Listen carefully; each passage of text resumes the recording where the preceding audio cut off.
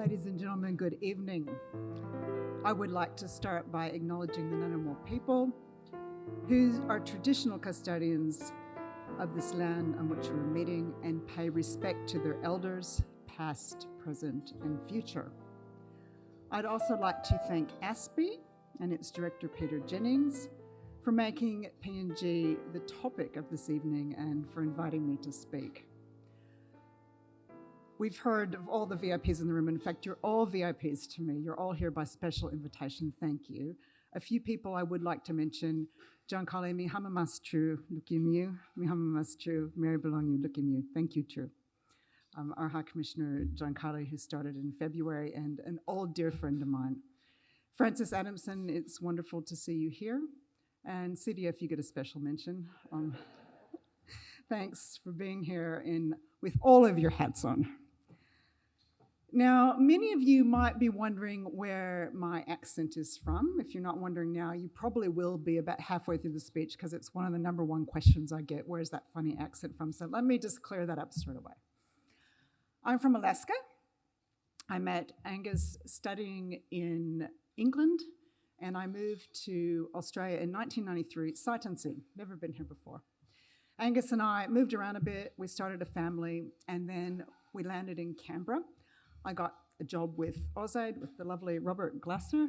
He's my first boss in AusAid, actually, so hello, Robert and Kirsten. And I was having a great time. Started my career in international development, great time.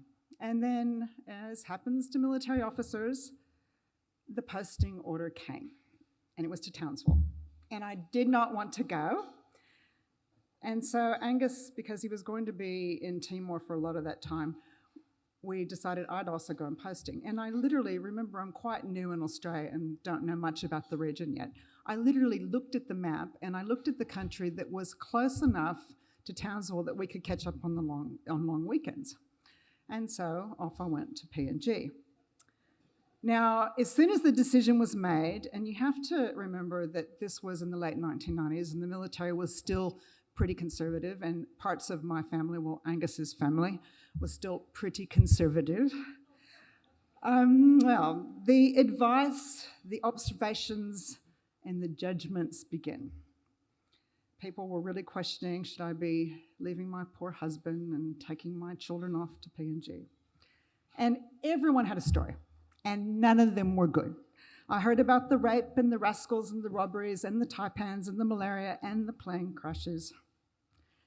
And I, who'm normally pretty confident in my decisions, I'm starting to wonder, maybe I should be going to Townsville after all. The turning point for me, 2 bank robberies. The first one was in Port Moresby. And High Commissioner, you might remember this, 1999, right? This is a pretty spectacular bank robbery. 5 rascals, robbers in PNG, they commandeered a helicopter. And they land the helicopter on the top of a bank in the middle of downtown Port Moresby.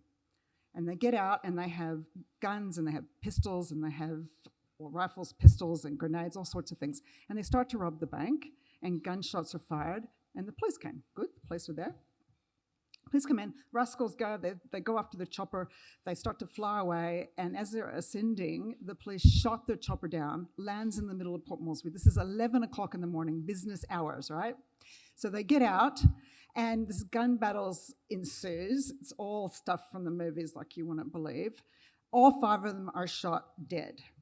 And I remember reading at the time, I found it on the internet, great thing about the internet, I pulled it up, and this is what the paper said at the end. Crime is endemic in Port Moresby, where criminal gangs operate freely. Homes, hotels, diplomatic missions are all surrounded by razor wire, and gun battles between police and criminals are not uncommon. So I'm ready at this point to pull out of my posting until the second bank robbery. This one was in Canberra, in Monica, at the ANZ, and I was in the bank. I kid you not, I was in the bank. Wasn't I, Angus? I was in the bank. This guy walks in. It's Friday afternoon in the bank. He has a ski mask over his head. He has, weirdly, this Akuba hat on and a shotgun. I kid you not. And he says, everyone, get on the effing floor. He said the full word. Get on the effing floor. This is an effing bank robbery. This is what he said. So I get on the floor. And the woman next to me, I can hear her whimpering in fear. The man on the other side, I can smell his sweat. Like, it was that scary. But me, this calm, it like comes over me. And I'm thinking, wait a minute. They tell me Port Moresby is dangerous, and here I am. I'm lying on the floor in Monica, ANZ, in the bank. And he's robbing the bank, and at least, well, if I'm in PNG, I'll be prepared for it. I get up, I walk out of that bank, I am ready for my posting. I don't want to hear another word about it. I'm ready to go. And so for the past 20 years, I've been working in PNG. I have to say, I'm so happy about this. I've been working in PNG. I've been devoted to PNG. I fell in love with PNG, and I have been faithful ever since. I have. Come on, John Carter. So for the past 20 years, I'm there, and I've worked in all sorts of roles. I had 2 postings with AusAid, the first one, and then I went back and headed up our aid program. I worked in the Pacific regional programs out of Canberra and then also out of Suva, where I looked after PNG. I'm currently a senior executive in the largest company in PNG, Oil Search. I work within the PNG government system at the moment. I'm the chair of the Southern Highlands Provincial Health Authority Board, which governs health services for about 10% of the population. I'm on several local boards in PNG, and I'm also on a philanthropic board here in Canberra, where we raise funds for Papua New Guinea. So I come to you tonight with a long experience in Papua New Guinea. I come to you tonight with fact, not fiction. And I come to you tonight with quite a bit of experience from different sectors that I can offer you some perspective. Now, we all hear the bad stories. We do. We all hear the bad stories about PNG. We rarely hear the good. And I can tell you, ladies and gentlemen, there are far more good stories than bad. PNG is only one of a small number of countries that transitioned from being colonized to independence peacefully with a democracy intact. It has over 850 languages, 12% of the world's total. It has over 1,000 different ethnic groups. It is exquisitely beautiful, exquisitely. 77% of the country is covered by natural rainforest. It has the 3rd largest rainforest in the world, only next to Brazil and the Congo. Whilst the island in New Guinea covers 5% of the landmass, 1% of the landmass of the world, it has 5% of the plant and animal species, 2/3 which are only found in PNG. It has 2,000 exquisite orchids, 80% found in PNG, 80% of the birds of paradise. It is an amazingly spectacular place. It is the most unexplored country, both culturally and geographically, in the world. So I ask you this, who would not want to go to PNG? Well, apparently, Australians. According to the Department of Foreign Affairs and Trade, there are only 10,000 Australians in PNG at any one time. That includes the 5,000 who walk the Kokoda track each year and several thousand who are up there with the private sector and the government working. And this is even more remarkable because if you think the Australian Bureau of Statistics last year said that about half of us, half of the population of Australia, travel overseas every year. We're going to New Zealand, number 1 pick. We're going to China, we're going to Indonesia, we're going to Thailand, we're going to America, we're going to Europe. We're not going to PNG. But those that do go, I'm going to tell you now, there's one thing that they didn't warn me, I'm going to warn you, right? I'm going to warn you. Ready? You risk catching a bug if you go there. That bug, it's called the PNG bug. It gets in your bloodstream and it never, ever goes away. I have that bug. And I've spent the last 20 years telling people about PNG. A number of you in this room will have been cornered by me at a cocktail party or at a dinner party, and you're saying, oh, here comes that crazy PNG lady. You know, that's me. But are on this mission to raise awareness because what happens in Papua New Guinea, it matters a heck of a lot to Australia. Now, when I was in government, I always volunteered to be on the graduate intake rounds. I loved that job. And on my rounds, we always asked one question consistently, and that was, who is our closest neighbour? And number one answer, New Zealand. Indonesia. Number two answer, New Zealand. We did. Occasionally a smart one would say PNG. That's the correct answer, Papua New Guinea. PNG is only 4 kilometres from Australian territory. You can get there in 15 minutes in a small boat. If you want to go a more conventional route, it's about 90 minutes from Cairns to Port Moresby. I'm also continually surprised at the lack of awareness of PNG by Australians. And my good colleague and friend Jonathan Pryke's here tonight, from Lowy Institute. Lowy did a survey a while back. They found that well over half of those surveyed, about 62%, had no idea that Peter O'Neill was Prime Minister. I was on a plane after the devastating 7.5 magnitude earthquake in the Highlands last year. It killed the same number of people than the 2011 Christchurch 6.3 magnitude earthquake.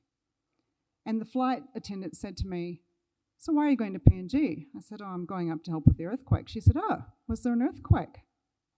I was in Melbourne in a dress shop in July last year, on the sale rack, picking the only tropical dress there. The sales clerk said, why that dress? It's winter outside. I said, "I live in Port Moresby." She said, "Oh, is that in Western Australia?" True. So for no other reason, Australians as good international citizens should be more interested in their next door neighbour, because there are millions of people on our doorstep doing it really tough. Let me tell you a quick story. I get out as far as I can get, as often as I can get to remote communities, and when I can talk my security into it, I like to have a sleepover. And I like to hang out with the women. I like to bounce their babies and help stir their pots and help clean up and talk around the fire at night, because this is where I really learn. And one of my recent trips, I met a midwife, an elderly midwife, and she was working in the local health centre. Now, this community was lucky. It had a health centre that was open that had a midwife. Many don't. And she was telling me her health centre and the community had no running water and no electricity. Now, only 13% of Papua New Guineans have electricity. Under half have access to safe water. That's about the highest in the world in terms of lack of access. And she was telling me that she was bragging to me. She had this mobile phone, and she was bragging because she just purchased it, and she was paying the local generator man to plug it in at night, so that when she got the call in the middle of the night, because babies often come in the middle of the night, she could use it to deliver these babies by the torch of her mobile phone. And after the babies were born and being delivered, and for those of you who've been involved in childbirth, it can be a messy business, she was taking, this old lady, really, she was quite elderly, bucket after bucket of water and scrubbing up the floor to stay on top of infection. And when I was speaking to the other women, every single one of them knew of a woman, at least one, who had died in childbirth. And this is why PNG has one of the highest rates of maternal death in the world. By the time you go home and you go to bed tonight, at least 2 women, and probably up to 5, will have died in childbirth in Papua New Guinea on your doorstep for preventable reasons, largely because they probably couldn't access a health centre or a supervised delivery on your doorstep. PNG also has one of the highest rates of child mortality in our region. I can tell you, ladies and gentlemen, there is nothing worse than the sound of a mother who has lost her child. Nothing worse. Hearing that sound one time is one time too often. I have heard that sound many times working in Papua New Guinea. Now, I could go on and on with statistics. The highest rate of TB in the world, one of them in the world. The country has polio. It was eliminated in the year 2000. It has returned, and it's returned because the immunization rates are so low in PNG, and I can explain the science behind that later. I could tell you similar stories of meeting teachers and talking to parents in the education sector, but I think you get the picture. This is a country on our doorstep, and people are doing it pretty tough. And working in philanthropy, I find it easier to raise money for any project in Africa than one project in Papua New Guinea. True, I do. So while humanitarian interests are important, it's also very true that PNG's domestic challenges, especially those resulting in the movement of crime, disease, and people, can compromise Australia's border security. And the influence of external powers in PNG, whose intentions may be ill-disposed to Australian interests, are presenting a profound strategic challenge. Now, one thing that's been completely visible in my time in PNG is increased Asian presence. Some reports suggest, for example, China, and Chinese investments are particularly prominent. Some reports suggest that last year around $3 billion was invested by China. Now, there's other reports that say that's less, but I can certainly say that when you're in Port Moresby driving around, there are visible signs everywhere. Chinese aid, Chinese infrastructure, Chinese presence. It's very, very visible. There are over 40 Chinese companies operating in PNG. Now, this isn't all bad. For one thing, you've asked me to speak tonight. That's good. And infrastructure has improved. That's good. And Moresby, I have to say, is booming like never before.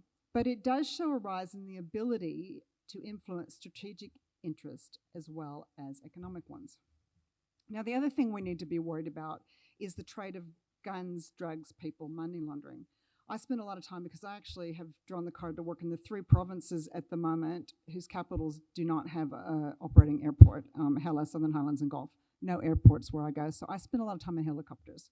And I spend a lot of time peering down over this gorgeous rainforest, these beautiful, gorgeous, rushing rivers, but I sometimes think, wow, what could you transport in those rivers? For example, the 500-kilometre Parai River, which goes from the centre of the highlands right down to the Gulf and out to Australia. I also think, look at all these little airstrips around that are unmanned and isolated. And what about the border with West Papua? You can see how easy that is to get things transported right into Australia. One thing that I'm particularly concerned about being in the health sector is the rise of drug-resistant diseases. PNG has one of the highest, if it's not the highest, it's the second highest, we're still crunching the numbers, of drug-resistant HIV in the world. And I'm seeing in my job a lot of drug-resistant TB. I was in Kakori Hospital in Gulf Province the other day, and the beds were literally spilling over with TB patients. Now, these bacteria and viruses, they can change. They can evolve, especially as people go on and off medication. They can become easier to spread, and definitely they're becoming harder to treat. So again, that's a serious issue for PNG and for Australia. And the final issue I'd like to mention, and there's others, but in terms of those things that certainly keep me awake sometimes at night, is the booming population growth in PNG, one of the fastest growing populations in the world on our doorstep. It's set to double by 2040. In 1975 at independence, it was 2 million people. It's now somewhere around 8 million plus. Official statistics say 8 million. I'm saying plus. I'm saying plus because, for example, on our recent immunization round for polio, where I work, we went by the census figures and we terribly underestimated the population. This population growth leading to a youth bulge, about 60% of the population under the age of 25, about 40% under the age of 15. And we know from other parts of the world, when you combine a youth bulge with a lack of opportunities, because the health and education services, they're not increasing at the same pace. In fact, in some cases, they're decreasing. That can be explosive. And this is exacerbated by malnutrition, which is another security concern. Here's why. PNG has the 4th highest rate of stunting due to malnutrition in the world. And when a child misses nutrition in the first 1,000 years of his or her life, this can result in cognitive impairment, which means all of these children, and we're looking at up to 50% of the PNG population, are not able to take advantage of any opportunities that are offered. But they can still feel angry. They can still feel disempowered. They can still use a gun. And therefore, malnutrition can become a security issue. Now, there's several ways for Australia to mitigate the risk to its national security from the challenges I've outlined. Building and sustaining relationships through diplomacy and people-to-people links is a very important element, and I can say that our colleagues at DFAT are doing an excellent job with this and should be commended, because PNG is all about relationships and relationships and relationships. But while relationships and other aspects of addressing these challenges are essential, much of what I've laid out cannot be adequately addressed outside of a development framework. Now, this is not to say that aid is the only tool, and I really dislike that word. I'm going to tell you why in a minute. But Australia has been spending well over $500 million a year through its aid program. It's around $600 million plus for next financial year, and billions over decades. Australian aid also represents 70% of all aid to PNG. When you factor in China, that's about 60%, and that is globally unique. So I want to take a closer look at development cooperation, how effective it has been, and how it might improve. So let me start with effectiveness. If we define this in terms of results and outcomes, the scorecard ain't great. There have certainly been some improvements in things like life expectancy and child mortality, although these are still the worst indicators in our region, but things are generally not getting better. PNG, for example, according to the UN Human Development Index, it sits at the bottom of all countries in terms of development at 153 out of 189 countries. But more telling for me is if you look at Australia's aid investment plan, the current one on the internet, and I just pulled it up, and here's just a few words about what it says. In PNG, growth has not translated into equitable development. There's poor law and order, there's lack of infrastructure, weak public service, gender equality, poor education, rapidly growing population, 40% of the population face hardship, so on and so forth. I wrote almost exactly identical words when writing aid documents in the year 2000, and there have been similar words in every single aid document ever since. So my key premise, ladies and gentlemen, is this. If we agree that improving development indicators is in Australia's national interest, and if you agree with me on that, then we need to do something differently with over $500 million a year, because right now it's not helping Australia to sufficiently mitigate its risk to its national security. Now, in saying this, I want to be clear on two things. First of all, I am absolutely in no way suggesting that we cut aid. It is essential for so many things, including our bilateral relationship. And while $500 million sounds like a lot, it's not really. It's the same amount that the Northern Territory government last year spent with a population of 250,000 people resourcing schools for 1 year. And it's the same amount that the Australian Capital Territory with 400,000 people has allocated for health infrastructure for 1 year. And I'm also not saying that our development assistance has not made a difference. It has, and I've been part of that, and I'm proud of it. It has saved many lives. There are women out there alive because we've trained midwives and stocked health centers. And there's children out there alive because they have been immunized, and we have maintained essential infrastructure so people can get to markets. We've supplied classrooms and trained teachers. And there are many public servants, leaders in the public service, and leaders in civil society and leaders in business who have been recipients of Australian scholarships. We have made a difference. But if we're going to use our aid and our development cooperation program to actually mitigate the risk to our national interest, we want to help PNG realize actual outcomes. We need to go from vaccinating children to not having polio in the country. We need to go from building classrooms and training teachers to seeing kids who can graduate, being able to read and write sufficiently to get a job or do further education, which they can't largely at the moment. That's the shift that needs to happen to protect Australia's national interest. So, this begs a question. Can our aid be more effective even if we do change our approach? And that's a really fair question, because Papua New Guinea is a sovereign country. It's not our country. And Australian aid, we only make up 8% of the PNG budget. For development outcomes, it really, really matters. It absolutely matters what PNG does with the other 92%. And PNG is a really hard place to work. It's a developing country, and developing countries can be challenged with governance issues and weak institutions. It's also a country that it's fascinating. It has this complex tension between traditional society and Western models of governance. And most of us in Australia, and even me working there for 20 years, we really don't get this. In PNG, people with money have a cultural obligation to share their wealth and put their clan first. As they say in PNG, the more money you have, money's relative. It's relative. The more money you have, the more relatives you have. And this is the Wontok system, which is the main welfare system for the population. It can lead to all sorts of clashes between expectations of good governance and expectations of the community. Let me tell you a very quick story. One of my staff members recently, we had a bunch of books he was going to distribute to the community, and I gave him a lift home. And he's one of my senior managers. I walk into his house. It is just this one room with 20 mats on the floor. He's supporting 20 people in his house. There's a little kitchen over the side, and that kitchen has no running water. It has bags of rice and tin fish, and the water's outside. And this man, he's coming to work every day, dressed well, ready for work, on time. He's working hard, and he has all this financial pressure of supporting 20 people. Now, if he had stolen money from work, and he had it, and he's brilliant, I would have fired him like that. That's my Western culture. But he's under so much pressure to support all these people.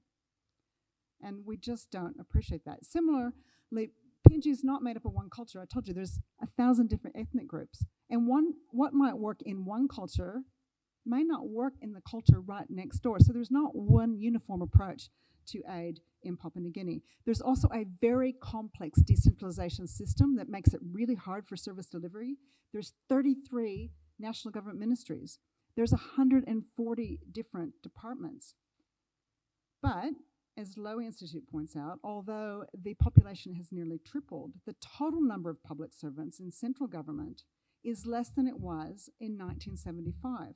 There are only 400 doctors in PNG, and half of them, for a population of almost 10 million, 400 doctors, half of them, 200 of them, in Port Moresby and Lae. There are only about 700 to 800 midwives in Papua New Guinea, and most of them are aging. The police to population ratio is less than half of the United Nations recommended minimum. In fact, in most of the country, the presence of the national government is unfelt. And to make matters worse, over 80% of the population is living in rural areas, many depending on subsistence agriculture or the informal sector. Only 6% of the population, 6% are engaged in the formal sector. Think of all the pressure on those 6%. Add to this high levels of population growth, remarkable challenges for women, a lack of access to basic services. And I think it's fair to say that PNG is doing a pretty good job delivering the services it is, especially if you consider Australia. We have a pretty difficult time delivering services to a lot of our remote communities. A lot of our statistics aren't too great. We're the only developed country in the world that has trachoma. So I think you have to keep that in mind. And considering in PNG, in 1970, just 5 years before independence, there were only 122 kids who had graduated from high school and only 7 who graduated from university. So the country's come a long way. Let me ask the question to you again then. Can Australia, in this environment, ever make a difference? And here's my answer. While no external power can ever solve PNG's problems, only PNG can do this. We can do better to help plant the seeds for transformational change if we think and if we work differently. Now, I want to get on to solutions because I never give problems without solutions. So here we go. I was delighted when Prime Minister Morrison announced at the 2018 APEC Summit, which PNG pulled off very well. Australia helped. It was a good effort. I was delighted when he announced that Australia will join the US, Japan, and New Zealand in the Papua New Guinean electrification partnership to get 70% of the country connected to power by 2030. And remember I said the current figure is less than 13%. Now here's what's really important about this initiative. First of all, it has the potential to be absolutely transformational. 87% of the population getting access to electricity, or at least 70% of that 87%. Now I just want you to imagine, what would your lives be without electricity? Just think about that for a minute. I mean, for those of you who have kids, let's just take you through that. You go home after work to get ready for dinner. You go home, you have to cook their dinner on your stove that you need to bring the wood in. You pollute the house, you hurt their little lungs because there's so much smoke in the house. You don't have any light to read them their bedtime story. You don't have time, really. I mean, you need to go and wash their clothes, but there's no time when you're washing the clothes down by the river to do anything other than wash their clothes, because you don't have a washing machine, and so there's no leisure time. There's no time to learn because you're doing all this extra work because you have no electricity. Let's say your little one falls out of bed and bumps her head in the middle of the night and needs stitches, so you race her to the local health center, but there's no electricity, so they can't even see to stitch her up. And it goes on and on. Electricity is so fundamental to every single sector, and 87% of the PNG population, no electricity. So this has the potential to be transformational, and I love it for that reason. It also sets a clear target that can be measured. It means from these targets, we can learn from mistakes, we can celebrate success, we can hold those responsible for implementation accountable for delivery. In saying this, though, I just want to say careful attention needs to be paid, particularly in these access targets, to what's being measured. And for example, in India, Prime Minister Modi, he announced soon after his election that he was going to have not 70%, but 100% of villages in India electrified. It's not just a good word, but connected to electricity. And while this is a really impressive effort, even more impressive, 18 months later he announced it was done, and that should be commended. But the government's definition of electrified is if power cables from the grid reach a transformer in each village, 10% of households are connected, as well as public facilities such as schools and hospitals.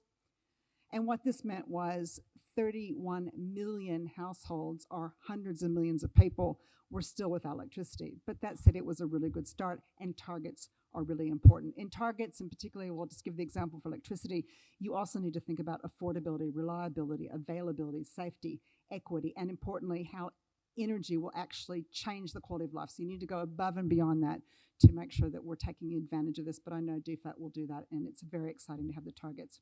This target is also long-term-ish. I say ish. It's about a decade long, and I'll take that for a start. I'd like to see 30-year targets, 50-year targets, because change is intergenerational. We have to stick with it for a long time, but we'll take a decade for a start. Importantly, it focuses on partnership. There is no way that Australia and PNG alone can get transformational stuff done, really. No, there's no way. You need partners, and so it's great. There's other trilateral partners. I'm sure the banks are going to chip in, but importantly, the private sector is involved. It will require large-scale private sector investment in things such as transmission lines and distribution. And the private sector, it is such an important actor, and it's one that the full potential has not been realized in the development game. Business brings substantial private capital and capital investment, much more significant in aid, provides jobs, it can influence society. It's incentivized to work with agility and speed, and can often deliver quicker than government and donors. So it's an important player, and we need to ensure in all that we do that the private sector has a role. It empowers women, this initiative. You can't get things done with ignoring 50% of your population. Importantly, it targets a clear priority plucked straight from PNG's medium-term development strategy, and the PNG government will need to partner and invest. And finally, it's not an aid project. I told you before, I don't like that word aid. Aid sets up a dynamic between a donor here and a recipient here, and it's automatically unequal.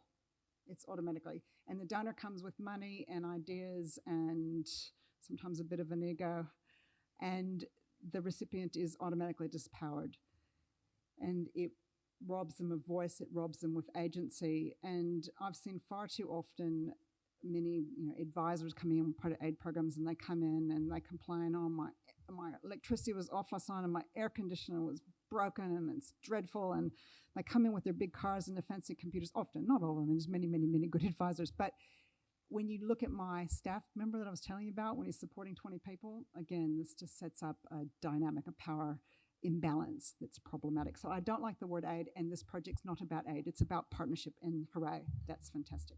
So in summary, we need to focus our programs, transformational programs, and we don't need too many transformational programs, but a few, on these elements, those that have the potential to truly transform, that have clear targets, that are long-term, that empower women, that have a range of partnerships, including the private sector, and that are so vital to PNG's national development that the government's committed to provide co-funding and support.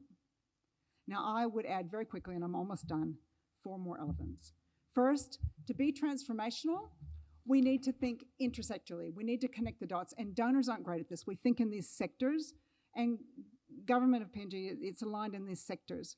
But for things to work, you have to connect. Let's just take health, for example. You can't achieve a health outcome without educating people, without ensuring there's a road to a health center, without ensuring that you have safe water and electricity and funding flows that come to health centers. All these things are important. And I have a lot of ideas on how you might do that. It's in the published version of the speech. I won't go into it now, but we need to connect dots. I also firmly believe we Australians need to spend a heck of a lot more time listening and not telling, and not assuming what works in Australia will work in PNG.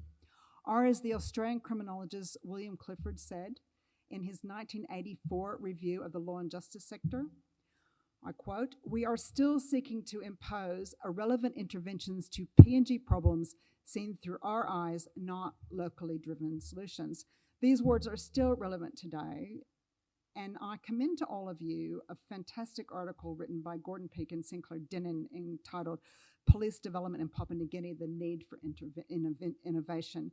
And they looked at the reviews of the police in assistance to police for years and years and years, and they concluded that we were just rolling over capacity building programs time and time again. And they were saying that this focus on capacity building, despite evidence accumulated since independence, suggests that this on its own is unlikely to reap benefits. And they say, I quote, "It is puzzling that the solution proposed is often the same as what failed before."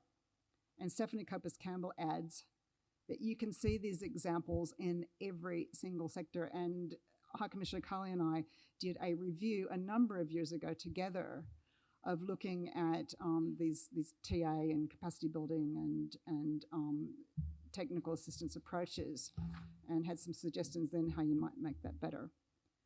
Now, 2 more points. First, we need to spend a lot more time understanding unintended consequences in every single thing that we do. For example, in the CPIC, a number of years ago, there was a vanilla boom. On the one hand, this was fantastic. It brought lots and lots of money into the CPIC, and people were repairing health centers and schools, except there were no banks, and there was low financial literacy. So when they ran out of projects to spend it on, they were buying alcohol and sex, and women were being transported even as far as from Indonesia. And HIV shot up, and domestic violence shot up. And the same thing's happening now in Manus, with the income coming in from Manus. Second example is, and I worked in the health sector, as you know, for a number of years. DFAT has just published that one of its achievements, and this is to be commended, I've been part of the story myself, that 85% of those needing antiretrovirals for HIV are on them, and that's great news on the one hand, and again, certainly I have been part of that story. But on the other hand, PNG has one of the highest rates of drug-resistant HIV in the world. How do you get that? You go on your medication and off your medication, on your medication and off your medication, and you get drug-resistant HIV. So we need to think long-term about how are we going to manage these unintended consequences. And finally, it is essential that Australia resist the temptation to do too much.